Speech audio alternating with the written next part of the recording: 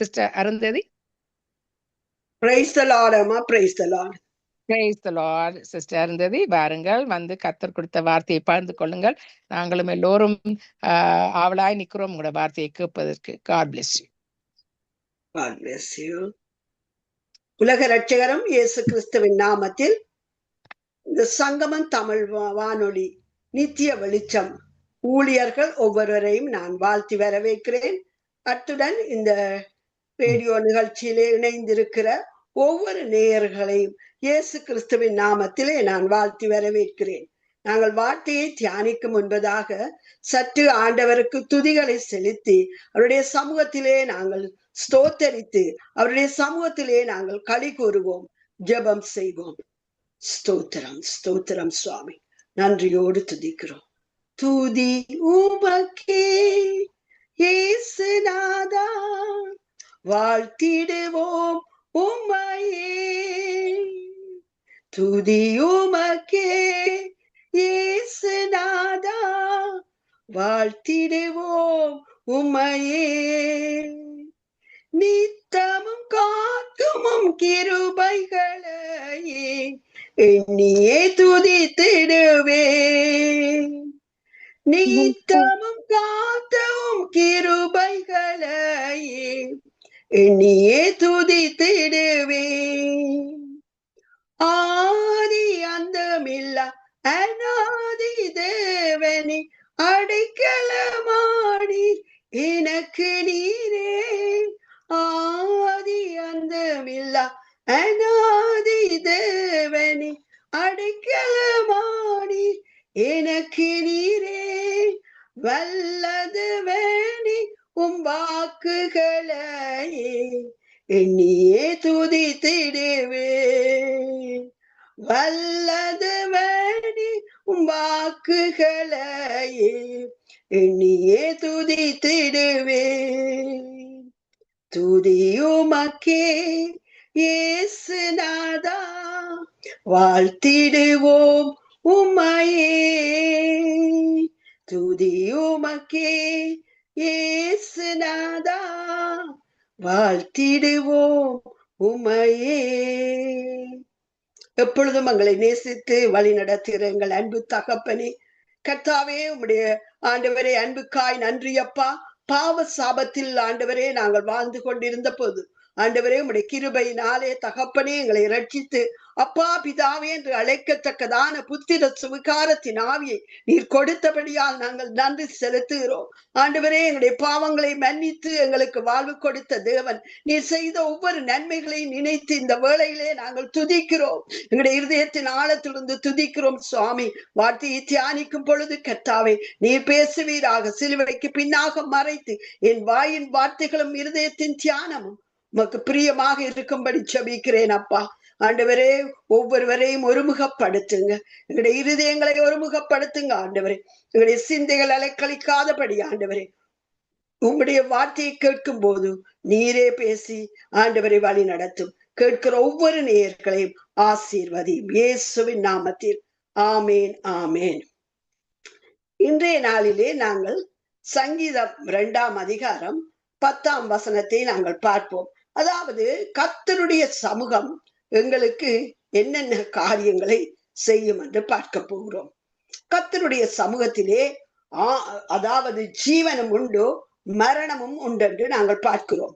ஆகவே அவருடைய சமூகத்திலே நாங்கள் உணர்வடைந்து அவரை ஜெபிக்க வேண்டும். 10ஆம் வசனம் கூறுகிறது 2ஆம் அதிகாரம் சங்கீதத்திலே, இப்போதும் ராஜாக்களே உணர்வடையுங்கள், பூமியின் நியாயாதிபதிகளே எச்சரிக்கையாயிருங்கள், பயத்துடனே கர்த்தரை சேவியுங்கள், நடுக்கத்துடனே களி கூறுங்கள்.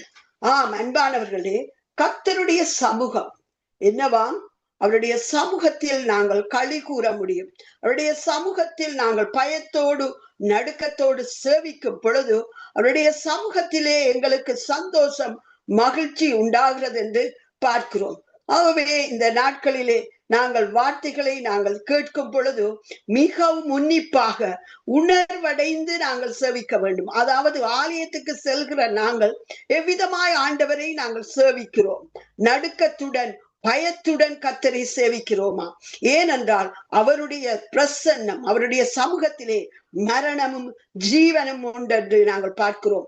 மத்தேயு 18:20 இப்படி கூறுகிறார் இயேசு கிறிஸ்து, ஏனெனில் 2 பேராவது 3 பேராவது என் நாமத்திலே எங்கே கூடியிருக்கிறீர்களோ அங்கே அவர்கள் நடுவிலே இருக்கிறேன் என்றார். ஆகவே நாங்கள் ஒருமனப்பட்டு கூடியிருக்கும் பொழுது எங்கள் சபையிலும் சரி, எங்களுடைய வீட்டு ஜபக்கூட்டங்களிலும் சரி, மற்றும் ஆராதனைகளிலும் சரி, நாங்கள் எங்கே கூடி அவரை நோக்கி பார்க்கிறோமோ அங்கே அவர் சொல்லுகிறார், என் நாமத்திலே நீங்கள் கூடும் பொழுது இங்கே நான் உங்கள் மத்தியில் இருப்பேன் என்று கூறுகிறார்.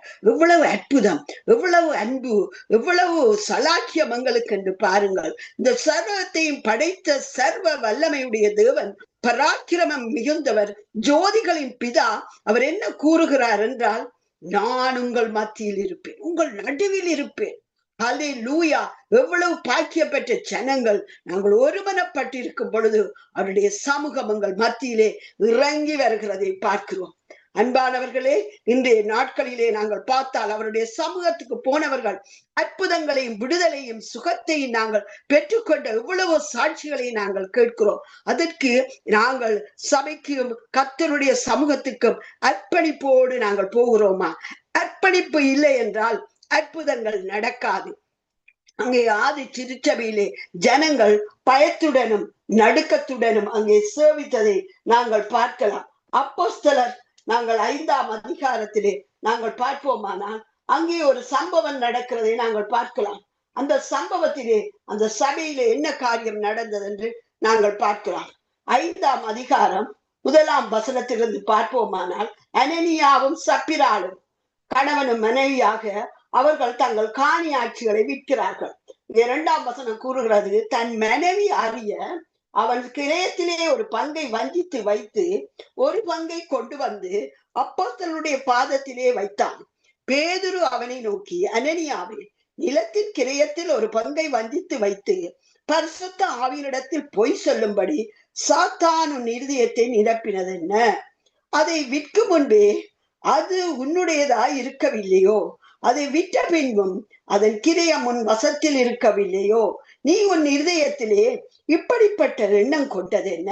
நீ மனுஷரிடத்தில் அல்ல, தேவனிடத்தில் பொய் சொன்னா என்றான். அனனியா இந்த வார்த்தைகளை கேட்கவே விழுந்து ஜீவனை விட்டான். இவைகளை கேட்ட யாவருக்கும் மிகுந்த பயம் உண்டாயிற்று. நாங்கள் தொடர்ந்து வாசிப்போமானால் அவருடைய மனைவியும் அந்த இடத்துக்கு வருகிறார். அங்கே அந்த இடத்திலே அவளும் அதே ஸ்தலத்திலே அங்கே மரிக்கிறதை பார்க்கிறோம். சபையார் எல்லாருக்கும் இவைகளை கேள்விப்பட்ட மற்ற யாவருக்கும் மிகுந்த பயம் உண்டாயிற்று என்று பார்க்கிறோம். பாருங்கள், கர்த்தருடைய சமூகம் எவ்வளவு அற்புதமானது. கர்த்தருடைய சமூகத்திலே நாங்கள் பயத்தோடு நடுக்கத்தோடு இருந்து சேவிக்கிறோமா என்று எங்களை நாங்கள் ஆராய்ந்து பார்க்க வேண்டியது அவசியம். ஆதி திருச்சபையிலே நடந்த காரியங்கள் எங்களுக்கு ஒரு படிப்பினையாக இருக்கிறது. ஏன்? அவருடைய சமூகத்திலே அங்கே ஜீவன் இருக்கிறது. ஆகவே நாங்கள் யாரும் அவருக்கு முன்பதாக கூடும் பொழுது நாங்கள் பயத்தோடு நடுக்கத்தோடு அந்த ஆலயத்திலே சேவிக்க வேண்டியது அவசியமாயிருக்கிறது. அது மட்டுமல்ல, அவருடைய சமூகத்திலே ஆசீர்வாதம் உண்டென்று நாங்கள் இன்னொரு சம்பவத்தை பார்க்கலாம். இந்த சம்பவம் எங்களுக்கு ஒரு படிப்பினையை தருகிறது. அதாவது கர்த்தருடைய சமூகத்திலே யாரும் அசட்டியா இருக்கக்கூடாது. இந்த நாட்களிலே பார்க்கிறோம், பிள்ளைகள் அதிகமாக வாலிபர்கள் இன்றைக்கு போனை கொண்டு அங்கே பார்க்கிறார்கள். பல பல காரியங்களை சமூகத்திலே வைத்து துணிவாக இருக்கிறதை பார்க்கிறோம். துணிவாக வார்த்தைகள் பிரசங்கிக்கிற வேளையிலே எழுந்து போகிறார்கள், அசட்டை பண்ணுகிறார்கள். சில வேளைகளே அவர்கள் அங்கும் இங்கும் அலைபாய்ந்து பல காரியங்களை செய்கிறதை பார்க்கிறோம். அன்பானவர்களே, இன்றைக்கு கர்த்தர் உங்களோடு பேசுவாராக. அவருடைய சமூகத்திலே நாங்கள் பயத்தோடும் நடுக்கத்தோடும் அவரை ஆராதனை செய்ய வேண்டும். அவருடைய அன்பு கொண்டு ஆராதனை செய்ய வேண்டும். அவருடைய சமூகத்திலே நாங்கள் முழு மனதோடு முழு பலத்தோடு அன்பு கொண்டு ஆவியோடு உண்மையோடு தொழுது கொள்ள வேண்டும் என்று அங்கே தேவன் எதிர்பார்க்கிறார். ஆகவே இந்த 2 சாமுவேல் இந்த சம்பவத்தை நாங்கள் பார்ப்போமானால், அங்கே தாவீது ராஜா உடன்படிக்கை பெட்டியை கொண்டு வருகிறார். அந்த வேளையிலே இந்த 6ஆம் அதிகாரத்திலே ஒரு சம்பவம் நடக்கிறதை பார்க்கலாம். நாங்கள் வாசித்து பார்ப்போம்.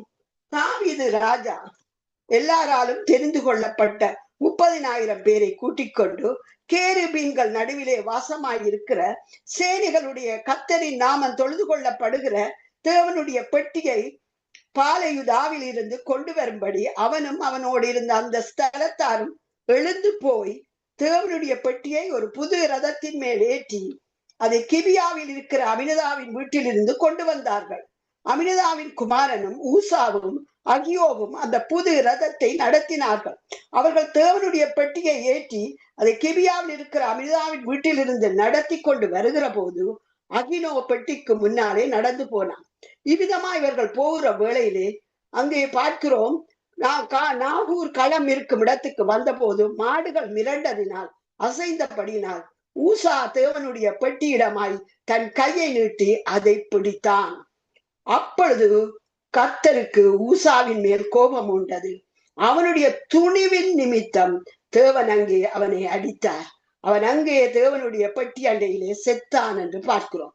தொடர்ந்து வாசிப்பீர்களானால் ஊசாவை அடித்தது நிமித்தம் தாவீது விசனப்பட்டு அந்த ஸ்தலத்துக்கு இந்நாள் மட்டும் வழங்கி வருகிற பேரேஸ் ஊசா என்றும் பெயரிட்டான். தாவீது அன்றைய தினம் கர்த்தருக்கு பயந்து கர்த்தருடைய பெட்டி என்னிடத்தில் வருவது எப்படி என்று சொல்லி அதை தன்னிடத்தில் தாவீது நகரத்துக்கு கொண்டு வர மனதில்லாமல் கித்தியனாகிய ஓபேத் ஏதோமின் வீட்டிலே கொண்டு போய் வைத்தான். ஓபேத் ஏதோமின் வீட்டிலே கொண்டு போய் வைத்தான். கர்த்தருடைய பெட்டி சித்தியனாகிய ஓபேத் ஏதோமின் வீட்டிலே 3 மாதம் இருக்கையில் கர்த்தர் ஓபேத்தையும் அவன் வீட்டார் அனைவரையும் ஆசீர்வதித்தார். பாருங்கள், கர்த்தருடைய பெட்டி, அவருடைய சமூகம், அவருடைய பரிசுத்த ஸ்தலம் அங்கே இருக்கும் பொழுது அங்கே ஓபேத் ஏதோமின் வீடு ஆசீர்வதிக்கிறதை நாட்டு ஜனங்கள், ராஜா எல்லோரும் கேள்விப்படுகிறார்கள். அன்பானவர்களே, அவரை நாங்கள் முழு மனதாக முழு பலமாக நாங்கள் ஆராதிக்கும் பொழுது கர்த்தருடைய சமூகம், கர்த்தருடைய பரிசுத்த ஸ்தலம் எங்கள் மத்தியில் இறங்கி வருகிறது. அவருடைய பிரசன்னம் எங்கள் மத்தியில் எங்கள் வீட்டுக்குள்ளே இறங்கி வரும். அன்பானவர்களே, அதன் நிமித்தமாக அங்கே நாங்கள் ஆசீர்வதிக்கப்படுவோம். கர்த்தருடைய சமூகத்தை நாங்கள் எப்பொழுதும் தேடுகிறோமா? கர்த்தருடைய சமூகத்திலே நாங்கள் எப்பொழுதும் களி கூறுகிறோமா? கர்த்தருடைய சமூகத்தில் பயத்தோடும் நடுக்கத்தோடும் சேவிக்கிறோமா? அப்பொழுது கர்த்தர் ஒரு வார்த்தை கூறுகிறார், ஓபேத் ஏதோமை ஆசீர்வதித்தது போல கர்த்தர் உங்களையும் உங்கள் வீட்டையும் ஆசீர்வதிப்பார். அன்பானவர்களே, அது மட்டுமல்ல, சங்கீதம் 34:5 வார்த்தை இவ்விதமாய் தாவீது ராஜா கூறுகிறார், அவர்கள் அவரை நோக்கி பார்த்து பிரகாசமடைந்தார்கள், அவர்கள் முகங்கள் வெட்கப்படவில்லை.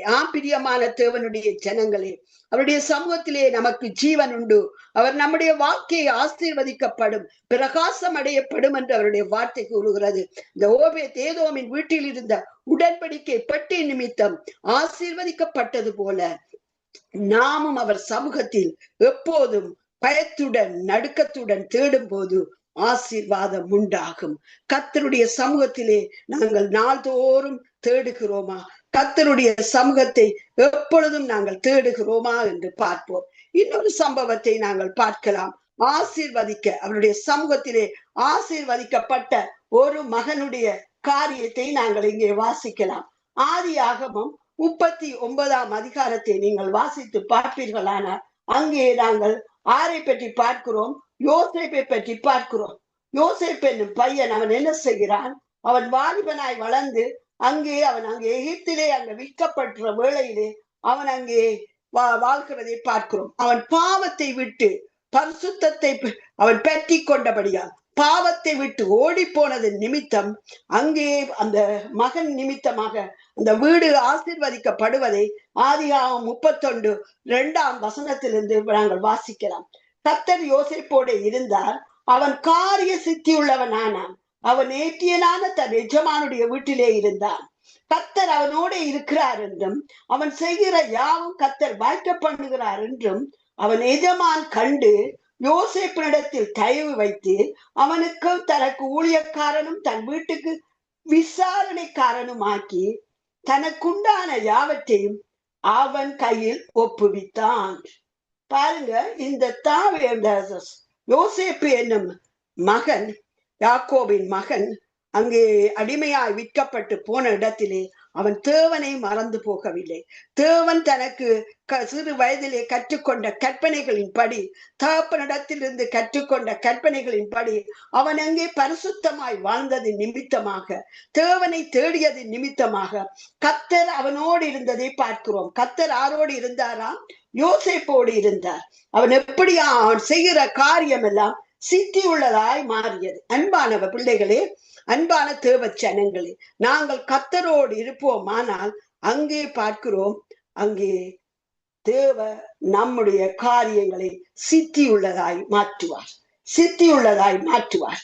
ஆகவே அங்கே பார்க்கிறோம், எய்த்தியனான அந்த எஜமான் அவனுடைய வாழ்க்கையின் சாட்சி அங்கே பார்க்கிறான். அவன் அங்கே ஒன்றும் செய்யவில்லை, பரிசுத்தமாய் வாழ்ந்தது மாத்திரம்தான். அவனுடைய நடக்கைகள், பேச்சுக்கள், செயல்கள் எல்லாத்திலும் சுத்தம் இருந்தது, உண்மை இருந்தது, தேவ பயம் இருந்தது. ஆகவேதான் யோசேப்போடு தேவன் இருந்தார். அவன் காரியங்கள் எல்லாவற்றிலும் அவன் அங்கே பார்க்கிறோம், அங்கே தேவன் கூட இருந்து அங்கே அவன் செய்கிற யாவற்றையும் ஆசீர்வதிக்கப்படுகிறார், வர்த்திக்க பண்ணுகிறார் என்று பார்க்கிறோம். ஆகவேதான் அந்த எஜமான் தன்னுடைய வீட்டுக்கு விசாரணைக்காரனும் தனக்கு உண்டான எல்லாவற்றையும் அவன் கையிலே ஒப்புவித்தான். ஏன்?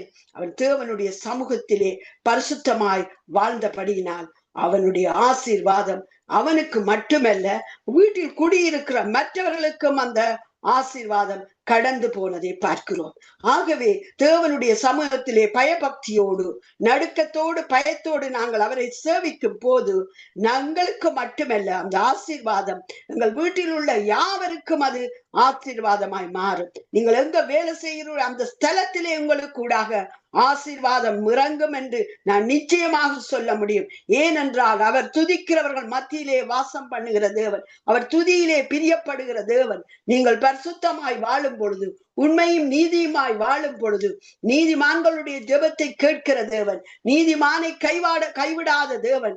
நீதிமான்கள் அவரை நோக்கி பார்க்கும் போது முகப்பிரகாசம் அடைந்தார்கள், அவரை நோக்கி பார்த்தவர்கள் வெட்கப்பட்டு போனதில்லை என்று சொன்னபடி அவருடைய சமூகத்தை நாங்கள் எப்பொழுதும் தரிசிக்கும் போது, நோக்கி பார்க்கும் போது அங்கே பாருங்கள், அங்கே ஒரு ஆசீர்வாதம் உண்டாகிறதை பார்க்கிறோம். அது மட்டுமல்ல, இன்னொரு காரியத்தை நாங்கள் சிந்திப்போம். லூக்கா 13ஆம் அதிகாரத்திலே அங்கே பார்க்கிறோம், தேவனுடைய சமூகம் அங்கே இறங்கி அந்த இடத்திலே சுகத்தை கொண்டு வருகிறதை பார்க்கிறோம். என்னவா? தேவனுடைய சமூகத்திலே சுகம் உண்டாகிறது. லூக்கா நாங்கள் 13ஆம் அதிகாரத்தை வாசிக்கும் பொழுது, அங்கே 13ஆம் அதிகாரம் 10ஆம் வசனத்திலிருந்து வாசிப்போம். ஒரு ஓய்வு நாளில் அவர் ஜெப ஆலயத்தில் போதகம் பண்ணி கொண்டிருந்தார்.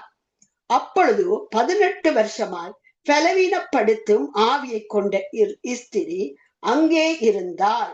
அவள் எவ்வளவு நிமிரக்கூடாத கூனியாயிருந்தாள். இயேசு அவளை கண்டு தம்மிடத்தில் அழைத்து, ஸ்திரியே, உன் பலவீனத்திலிருந்து விடுதலையாக்கப்பட்டாய் என்று சொல்லி அவள் மேல் தமது கைகளை வைத்தார். உடனே அவள் நிமிர்ந்து தேவனை மகிமைப்படுத்தினார்.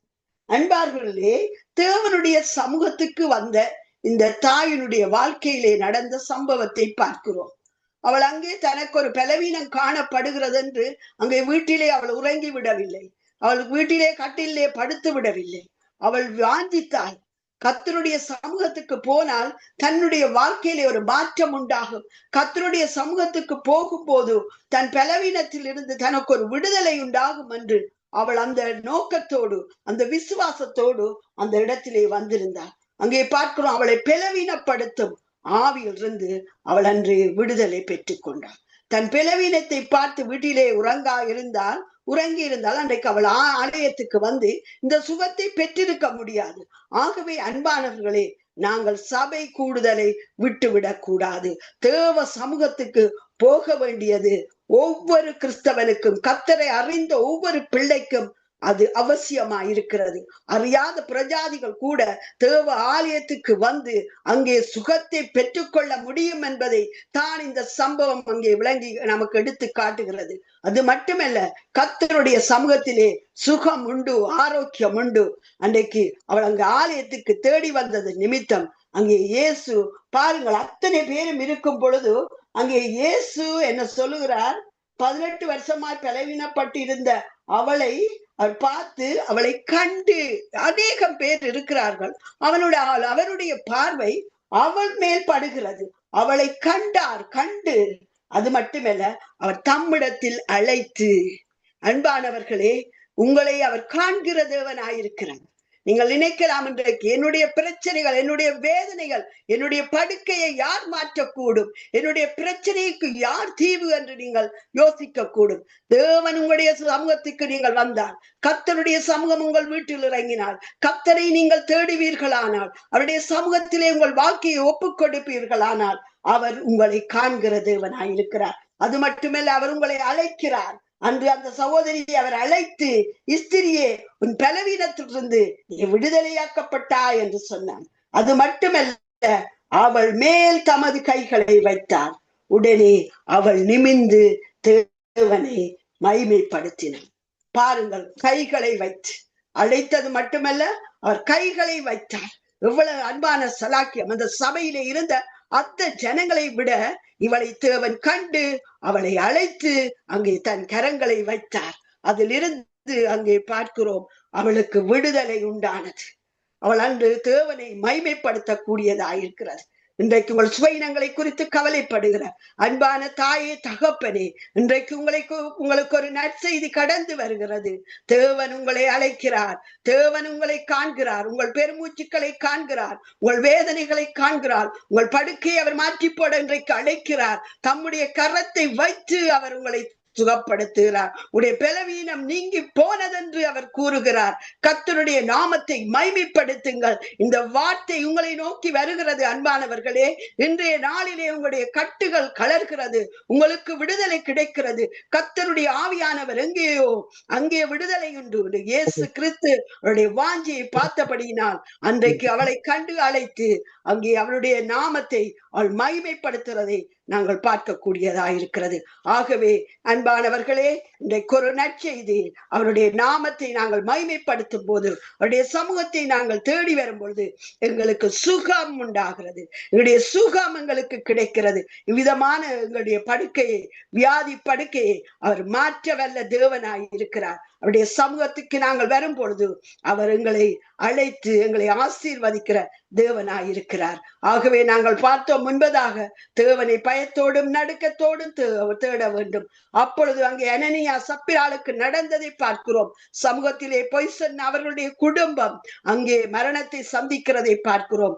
இரக்கமுள்ள தேவன் தான், கிருபையுள்ள தேவன் தான். ஆனால் அவர் பட்சிக்கிற அக்கினி, தனக்காக பக்தி வைராக்கியம் காட்டுகிற ஒவ்வொருவரையும் அவர் சந்திக்க வல்ல தேவனாயிருக்கிறார். அது மட்டுமல்ல, அங்கே பார்க்கிறோம், தாவீதுடைய அவன் உடன்படிக்கை பெட்டியை சுமந்து வந்த வேளையிலே அங்கே ஊசாடிய துணிகரமாய் கை வைத்ததினாலே தேவன் அவனை அடிக்கிறதை பார்க்கிறோம். அது மட்டுமல்ல, அந்த வேளையிலே அந்த உடன்படிக்கை பெட்டி அவருடைய யாருடைய சமூகத்திலே வீட்டிலே இருந்ததோ அங்கே ஒரு ஆசீர்வாதம் உண்டாகிறதை பார்க்கிறோம். அந்த வீடு ஆசீர்வதிக்கப்படுகிறதை நாங்கள் பார்க்கிறோம். அது மட்டுமல்ல, அங்கே ராஜா அதன் பின்பு அந்த உடன்படிக்கை பெட்டியை தன்னுடைய வீட்டுக்கு, தன்னுடைய நகரத்துக்கு அவர் கொண்டு போகிறதை நாங்கள் பார்க்கலாம். ஆகவே அதன் நிமித்தமாக அங்கே ஆசீர்வாதம் வருகிறது.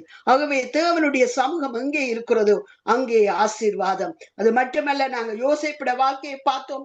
இவ்விதமா யோசேப்பு கர்த்தருக்கு பயந்து பரிசுத்தமாய் வாழ்ந்தானோ அங்கே போத்திபார் மனைவியின் நிமித்தமாய் வந்த அந்த உபத்திரவத்திலிருந்து, அந்த வேதனையிலிருந்து, அந்த கஷ்டமான சூழ்நிலையிலிருந்து தன்னை பாதுகாத்தபடியினாலே தேவன் அவனோடு கூட இருந்து எப்பொழுதும் அவனோடு சிறு வயதில் இருந்து அவன் கர்த்தருடைய வார்த்தைக்கு கீழ்ப்படிந்த மகனாய் இருந்தது நிமித்தம் தேவன் அவனை காரிய சித்தி உள்ளவனாய் மாற்றி எல்லோருக்கும் முன்பாக அவனை உயர்த்தி ஆசீர்வதித்து இறுதியாக அவனை அந்த நாட்டுக்கு ஒரு பிரதம மந்திரியாக மாற்றுவதை நாங்கள் பார்க்கலாம்.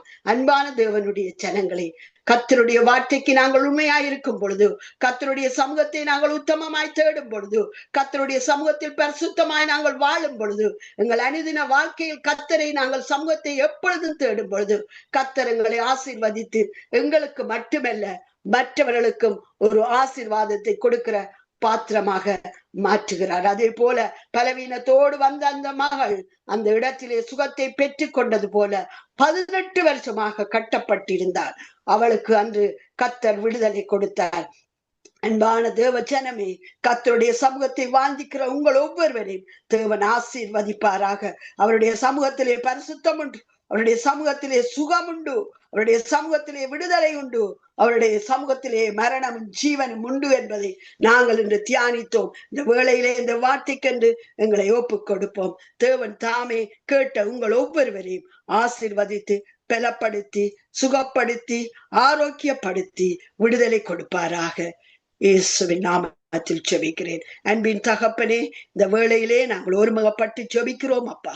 உம்முடைய சமூகத்தை தேடுகிற போது பயத்தோடு நடுக்கத்தோடு நாங்கள் தேடும்படியாக எங்கள் ஒவ்வொருவருக்கும் இன்றைக்கு நீர் போதித்தபடியால் துதிக்கிறோம். நாங்கள் ஆண்டவரே ஆலயத்துக்கு வரும் பொழுது உம்முடைய சமூகத்திலே பயத்தோடு நடுக்கத்தோடு உம்முடைய வார்த்தையை கேட்கவும், உம்மை துதிக்கவும், ஸ்தோத்தரிக்கவும், ஆராதிக்கவும், ஆண்டவரே ஜீவனை பெற்றுக் கொள்ளத்தக்கதாக, ஆசீர்வாதங்களை பெற்றுக் கொள்ளத்தக்கதாக எங்களை முற்றுமாய் ஒப்புக் கொடுக்கிறோம் சுவாமி. ஆண்டவரே பயத்தோடு நடுக்கத்தோடு தேவிக்கிற ஒவ்வொரு மக்களையும் தொடர்ந்து நீர் உம்முடைய ஆவினாலே நிறைத்து பலப்படுத்தி ஆசீர்வதிக்கும்படியாய் ஜெபிக்கிறேன். கேட்கிற ஒவ்வொருவரையும் ஆசீர்வதிங்க.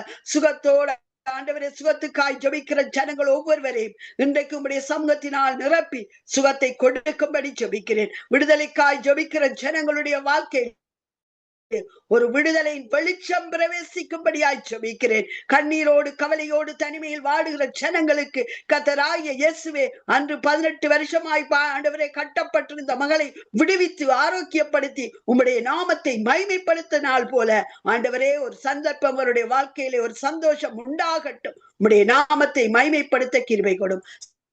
சகலவற்றையும் ஒப்புக் கொடுக்கிறேன் சுவாமி. விசேஷமா இந்த ஊழியத்திலே பங்கு பெற்றிருக்கிற ஒவ்வொரு ஆண்டவரே இந்த ஊழியக்காரர் ஒவ்வொருவருக்காய் துதிக்கிறேன். இந்த சங்கமம் வானொலி ஊழியருக்காய் சோத்தரிக்கிறேன் சுவாமி. உம்முடைய சத்தம் உலகமெங்கும் செல்லத்தக்கதாக இவர்கள் எடுக்கிற இந்த ஆண்டவரே இந்த பிரயாசங்கள் பலன்களை அவர்கள் காணத்தக்கதாக பெருகத்தக்கதாக ஆசீர்வாதம் உண்டாகும்படி ஜெபிக்கிறேன். ஆண்டவரே உம்முடைய சமூகத்திலே பயத்தோடும் நடுக்கத்தோடும் ஜீவிக்கிறவர்கள் ஒவ்வொருவருடைய சந்ததியையும் ஆசீர்வதிங்க சுவாமி. ஆண்டவரே உம்முடைய வார்த்தையின் வல்லமையை அனுப்பி பரிசுத்தாவின் சமூகத்தினாலே அவர்களை நிறைவாய் ஆசீர்வதிக்கும்படியாய் ஜெபிக்கிறேன். எல்லா துதி கன மகிமை யாவும் உமக்கே செலுத்தி இயேசு கிறிஸ்துவின் நாமத்தில் ஜெபித்து ஆரோக்கியத்தையும் சுகத்தையும் ஆசீர்வாதங்களையும் பெற்றுக் கொள்கிறோம் நல்ல பிதாவே. ஆமேன் ஆமேன் ஆமேன் ஆமேன். நன்றாக விடுதலையை குறித்து நன்றாக ஒரு வார்த்தையை கொண்டு வந்தீர்கள். அதிலிருந்து வந்த பலனை அடைந்து எத்தனையோ பேர் அந்த விடுதலையை பெற்றிருக்கிறார்கள் என்று நான்